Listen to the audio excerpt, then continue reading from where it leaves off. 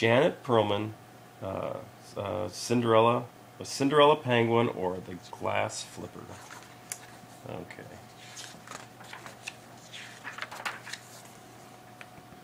There once was a young penguin named Cinderella who lived in a faraway land with her stepmother and two stepsisters.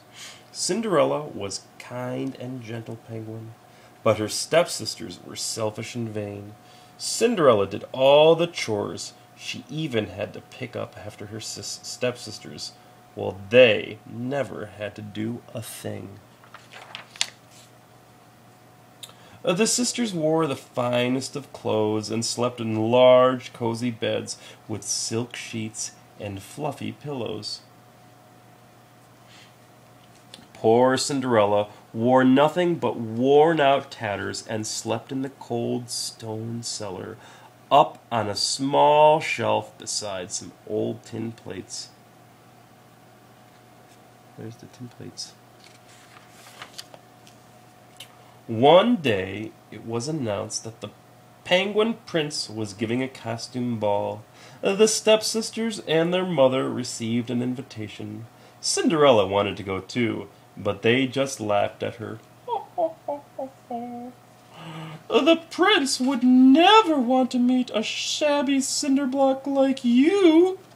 For weeks the house was filled with talk of the ball. The sisters had costumes made from the finest fabrics.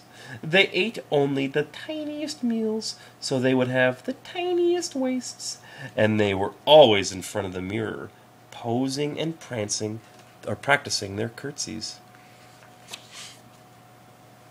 Finally, the night of the ball arrived. Cinderella rushed about, ironing her stepsisters' costumes and helping them dress.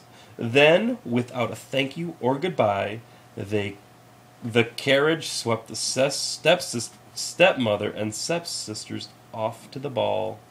There they go. They're all dressed up. See? Those are their outfits. Cinderella burst into tears. She felt so alone and unhappy. Boo-hoo.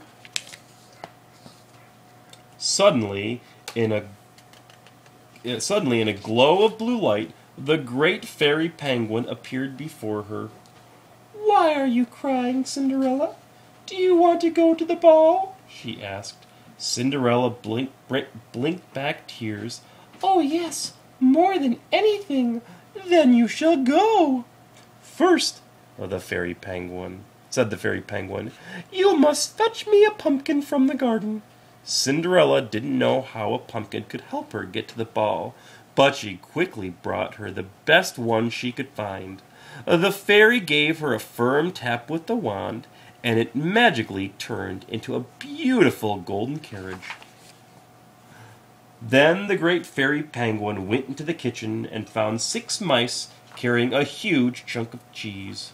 With a tap of her wand, they turned into a handsome team of 6 horses.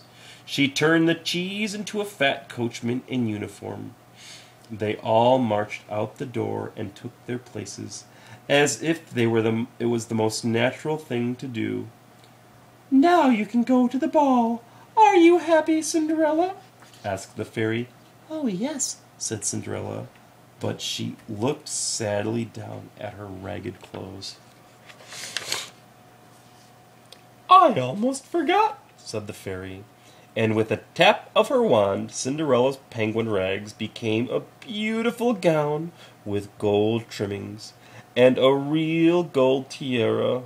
On her feet were a pair of glass flippers, the prettiest and the most delicate that Cinderella had ever seen. "Now one last thing," said the great fairy penguin. "The magical spell ends at the stroke of midnight. The carriage will turn back into a pumpkin, the horses back into mice, and the coachman into cheese, and you will again be dressed in rags, so you must leave the ball before midnight." Cinderella promised to remember, then waved goodbye. She stepped into the carriage and rode off, her heart filled with joy. When Cinderella arrived at the palace, the ball was in full swing. She was welcomed with a fanfare of trumpets, and she marveled to see so many fine penguins wearing such magnificent costumes. Her stepmother and stepsister didn't notice.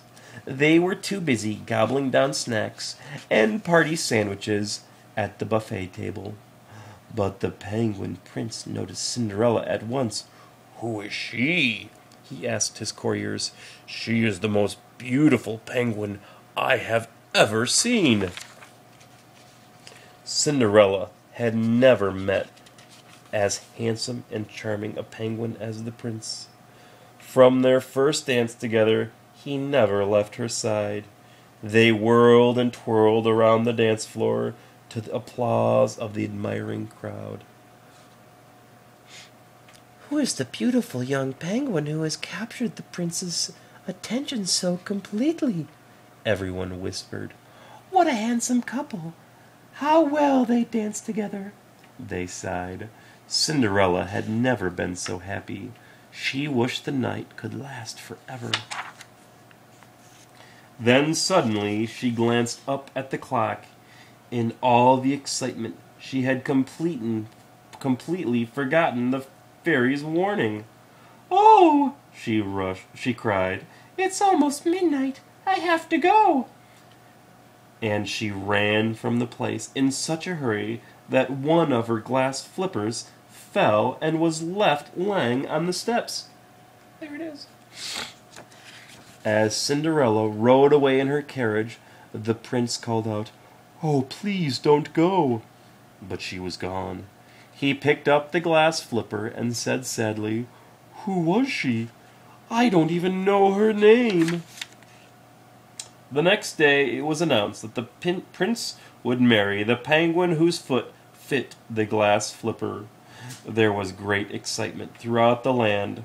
First, all the princesses tried it on, and then all the penguins of the court. But the flipper was always too small. The royal footmen were commanded to take the flipper from house to house. The stepsisters spent the whole day perfuming and powdering their feet. "Cinderella," said the stepmother, "your clothes are too ragged to be seen even by the royal footmen. Go downstairs and polish the silver until they leave." "Oh, please, I would like to try on the flipper too," said Cinderella, knowing it would fit perfectly. The stepsisters laughed. "Ha, ha, ha, ha, ha." But then they looked down at Cinderella's webbed feet. For the first time, they noticed how delicate they were. A knock came on the front door. "Quick, hide her," said the stepsisters. They grabbed Cinderella and threw her down the cellar steps and slammed the door.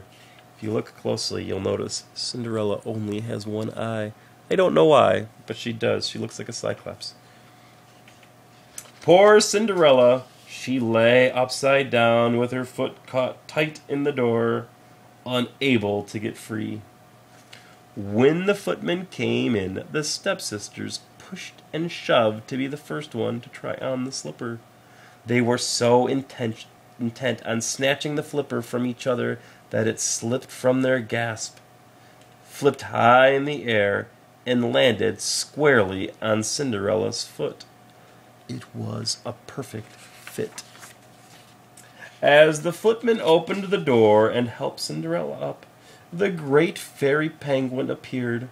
With a tap of her magic wand, she transformed Cinderella's tattered rags into the magnificent clothing she had worn at the ball. Cinderella was overjoyed. "Oh, thank you, Fairy Penguin. I thank you with all my heart." The stepmother and stepsister's beaks dropped wide open. They stared at Cinderella, sputtering with amazement. "Look! Oh my! It's her! Oh no!